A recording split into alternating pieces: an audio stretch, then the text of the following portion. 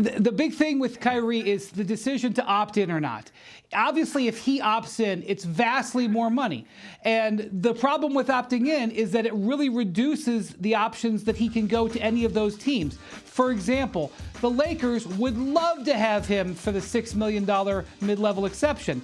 But when he goes to opt in and now he has a $36 million salary, it pretty much eliminates them from trading for him because there's no trade package that they can offer Brooklyn that they would accept. Same situation for the Los Angeles Clippers. So really this comes back to, no matter how long the list is, it comes back to whether Kyrie is willing to actually opt out of that contract and sacrifice the guarantee to give himself more options.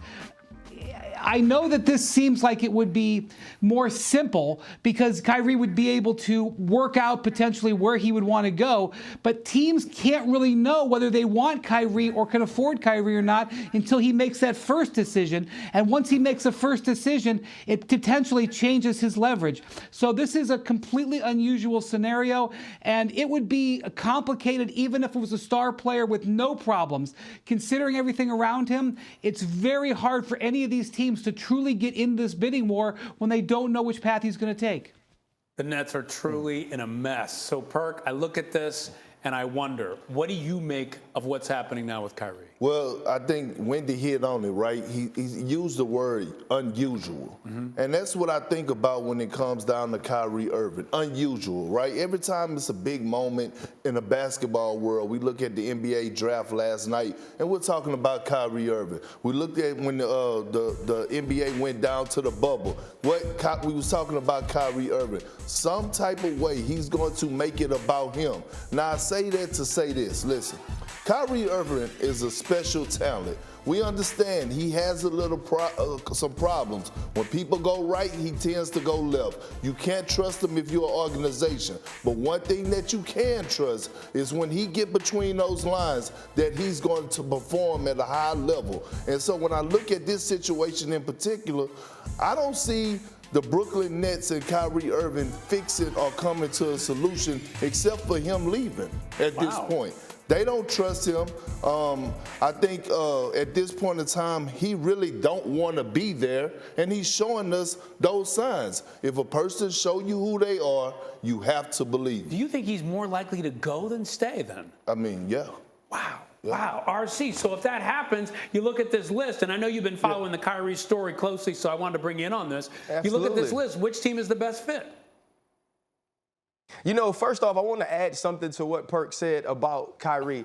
And when you talk about Kyrie really making things about himself and us talking about him at the draft in different situations when Kyrie Irving isn't playing, it is because he'll go left when others go right, but it's also because he's just a dang good basketball player. He's one of the best in the world at what he does, and that's why we speak of him. So when you look at a team like the Miami Heat, and don't get me wrong, I love Kyle Lowry, Matt Strus, I love Tyler Hero, Gabe Vincent, Victor Oladipo, all of those guys, but think about the way Jimmy Butler had to exhaust himself in some of those wins in the playoffs just to get them to the conference finals and lose to Boston. When you have a guy like Kyrie that can take some of that scoring load, someone who is a walking bucket as soon as he steps between the lines, that's someone that you're willing to give up some of those players for and figure out a way to team him with Jimmy Butler. And now a team that has just been on the cusp for 2 of the last 3 years, to me, would have an opportunity to win it all with that type of talent on the team, with a leader and an attitude setter and tone setter like Jimmy Butler.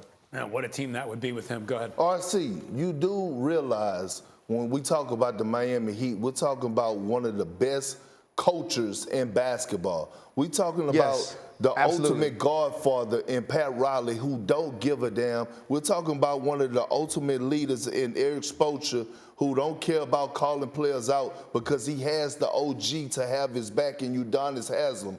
I don't see that working. I don't understand how Kyrie Irving could even want to go to South Beach knowing what's the Godfather that they move? wouldn't deal with his shenanigans. What's the Godfather move? The Godfather move is not to trade for Kyrie Irving. The Godfather move is to let the Kyrie Irving situation blow up and then wait for Kevin Durant to say he wants out of there. Yeah, That's absolutely. the Miami Heat move. Wow. And that's some of the teams on this list are like, Whoa, I don't want Wendy. anything to do with Kyrie Irving. I want what comes after that. Now, Kevin Durant has a new podcast on his Boardroom Network that is out this morning where Kevin Durant speaks about this situation for the first time, as far as I can tell. He doesn't say much.